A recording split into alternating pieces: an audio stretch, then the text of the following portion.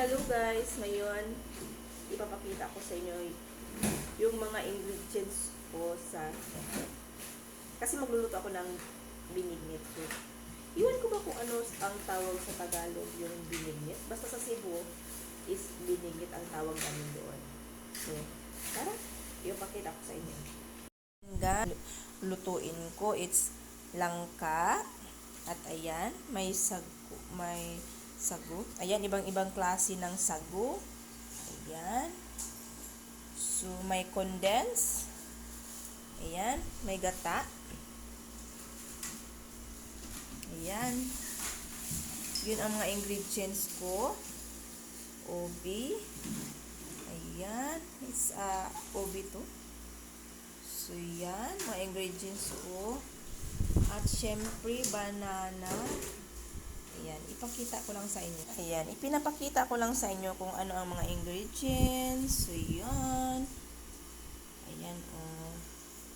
Ayan, pilit ang tawag sa amin yan, pilit. So, yun, syempre, gata.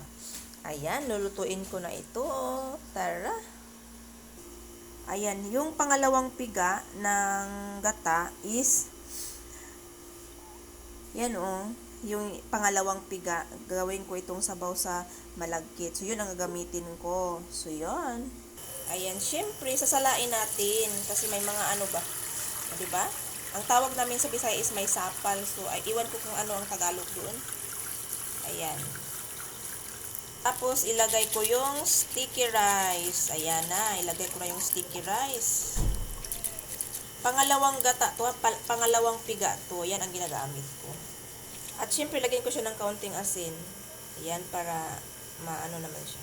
O, diba? Ayan, guys. Luto na yung, ayan.